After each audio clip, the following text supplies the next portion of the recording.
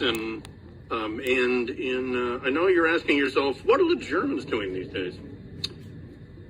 Germany is about to imitate Austria's very, very strict ban on the unvaccinated walking around.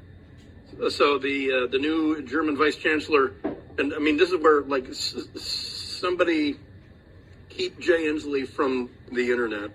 German Vice Chancellor Olaf Scholz, and this is a guy that's going to replace Angela Merkel. He says, quote, "To get through the winter, we'll see drastic measures that have not been taken before," close quote. He's going to be the guy that succeeds Merkel. And he's looking at Austria, because nothing bad can come out of Austria. Where the police are, if you're out and you are not commuting to work or actively exercising, if you're shopping in a store, they can walk up to you and say, "Papieren bitte. Do you have your vaccination papers?" And, so the Germans are looking at that saying, we like the cut of your jib on this. And, I got to say, coming soon to a United States of America near you, it wouldn't surprise me. But and nearly 99% of all of the new infections are Delta variant infections. Are deaths up? Well, they're not nearly at the level they were of January of this year. You can go to COVID Tracker, but you can sort by state and county. In King County, just like everywhere in the country, King County, Snohomish County, Pierce, everywhere in Oregon, everywhere in California. January, February were the deadliest 2 months out of the entire S show. Now we all come indoors. Not a big surprise. For the record, because I'm an early adopter of cool things. My daughter and I had it in February of 2020, and then so I've been donating plasma at the VA in Van Nuys, California, and the guy in charge of the donation program asked half of us. He said, "Would half of you get the Johnson & Johnson vaccine?" So I got that. So I have a control. I have my daughter's antigens. We have that measured, and we have mine. And 3 months after I got the Johnson & Johnson vaccine, I had no greater immunity than what I had from the natural immunity from having it. But never mind that pandemic. What about the pandemic of people crossing the American border with Mexico, by the way? And many of them not from Mexico. Many, you saw the rush of Haitians who primarily had been displaced to Colombia and Venezuela and all that. So that's why they were so mad they were being flown back to Haiti. So earlier in the show, we thought we'd bring this back for you if you're just getting in your car. Ron Vitiello, former deputy director and acting director of the U.S. Immigration and Customs Enforcement, extensive experience on the southern border. He was the deputy commissioner of the U.S. Customs and Border Protection, chief of the U.S. Border Patrol in 2017. He served as the assistant patrol agent in charge, chief patrol agent for the Rio Grande Valley, where a lot of this is happening. Then he did his Vermont time, but he joined us earlier because to help us understand what's happening at the border. By the way, everybody follow Bill Melugin on Twitter, Fox News national correspondent. He's a friend of mine, Melugin, doing great work down there, phenomenal work. Follow him on Twitter. He puts his stuff up immediately. You'll see him on Fox from time to time. He gets just the best footage. It's raw, and it's the stuff you're not seeing on any other outlet because it's embarrassing to the Biden administration.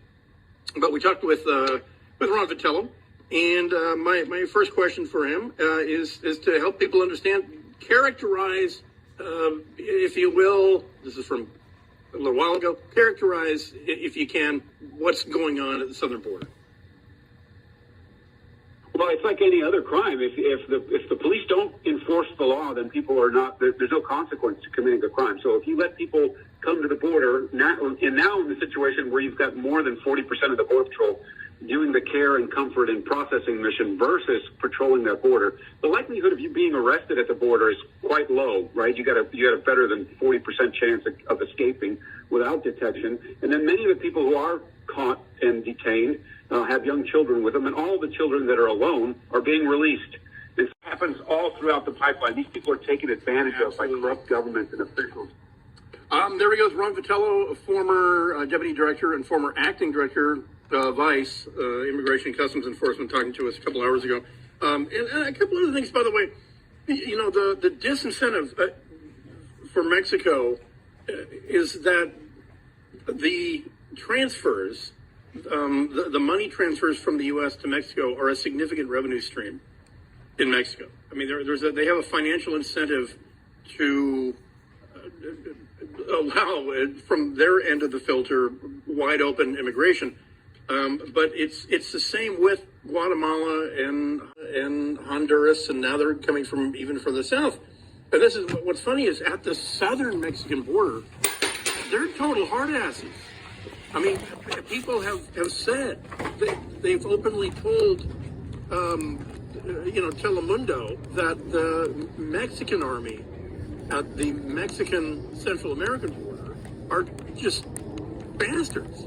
Nowhere near like what happens when they get into the United States. And then, so the deal is, if they are rolled up by Border Patrol, or now the governor of Texas, Abbott, is rolling his people out there, and the Texas Army National Guard, who can be deputized.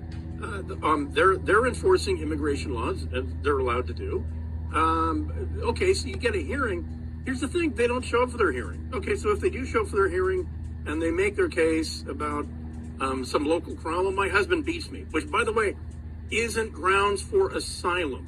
However, if you're told it's not granted, you must leave the country within 12 days. They don't follow up on that.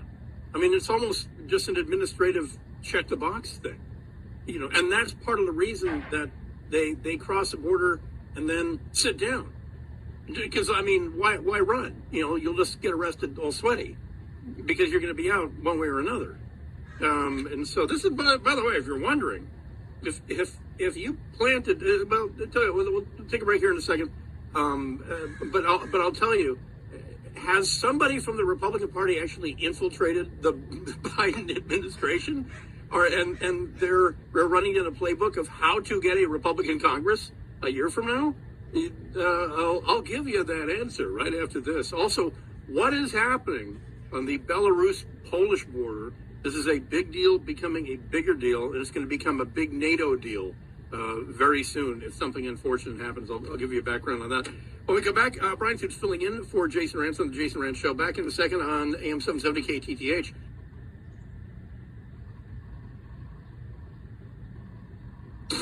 The Jason Rantz Show. Once again, a story you can't believe is real, but Jason Rantz of Seattle confirms it is. Seattle residents are outraged. Jason, tell us the state of the Seattle Police Department. Jason Rantz is with us. This is your story. I want you to take us all the way through. Thank you for being the person to go in there and show us what's happening.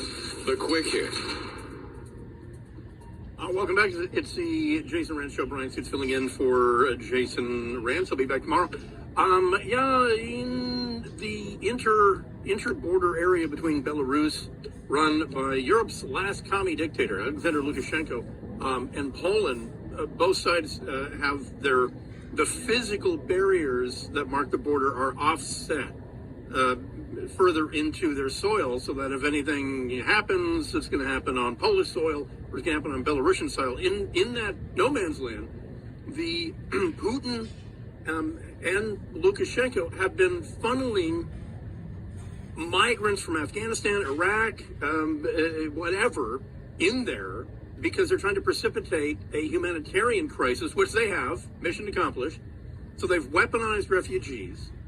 And there's these young men in their 20s from Afghanistan and Iraq who were flown from Baghdad, from parts of Iran, directly into Minsk, and then they were driven by bus by the Belarusian border guard, and then kicked into this area, and they're being orchestrated, they're being choreographed.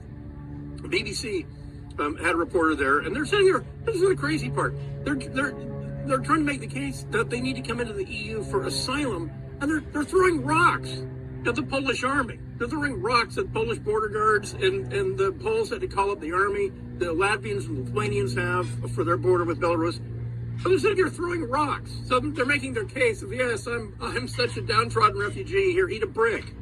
And what Moscow wants and what Lukashenko wants is they want for Poland, an EU member, they want for some 18 or 19-year-old private to get the yips and empty a magazine into a crowd of refugees.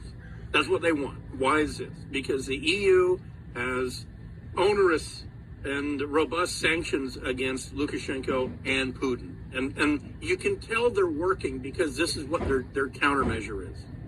You know, the next step for Putin is like shut off the natural gas. And don't I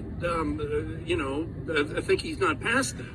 Because he's already made those noises over the last couple of weeks. I was talking with Todd Herman on my regular Tuesday hits with Todd Herman about that 2 weeks ago. So, I mean, this is one of the most cynical things I've seen since Putin invaded Crimea and then held that referendum that passed by 99%. So anyway, it's ugly. And it's all precipitated. It's all based on getting something ugly and blaming it on the EU, because then Putin and Lukashenko can say, oh, we're the bad guys. Look at this. We thought you're, the arms open Europeans and the whole thing. And look at this. There are people freezing to death. They've already had people literally freezing to death. Because, you're taking people from Iraq, or for the record, it snows in Iraq. But nobody camps in the snow.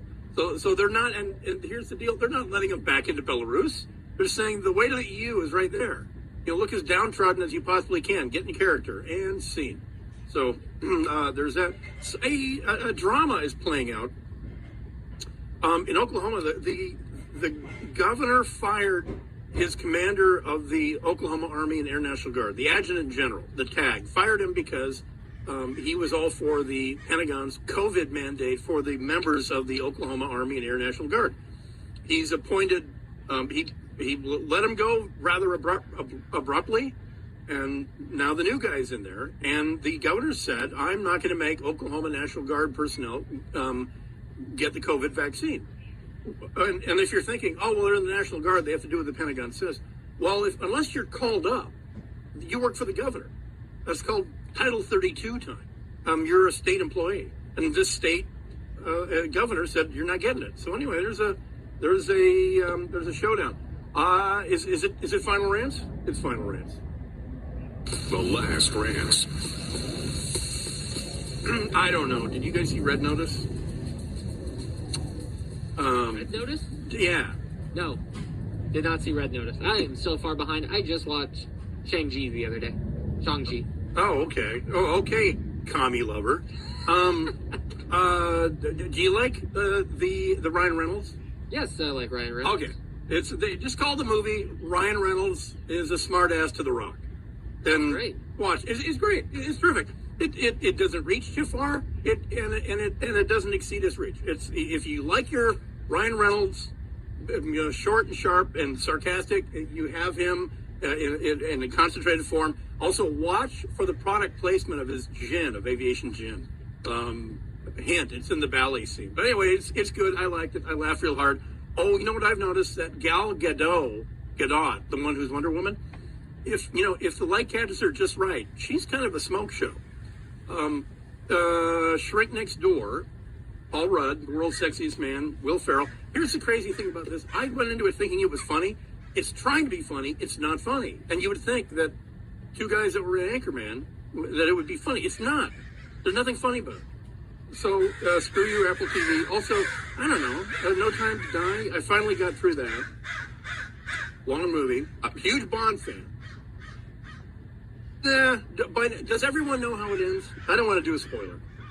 But my mix, if you guys haven't seen it, I'm gonna walk you down off the ledge and say, not a must-see Bond film. Not really a must-see Bond film. So, all right, more tomorrow. Brian Suits in for Jason Rance. Thanks to Jason. I'll be back tomorrow for a big Friday Jason Rance show out. And Ben Shapiro's up next on AM 770 KTTH.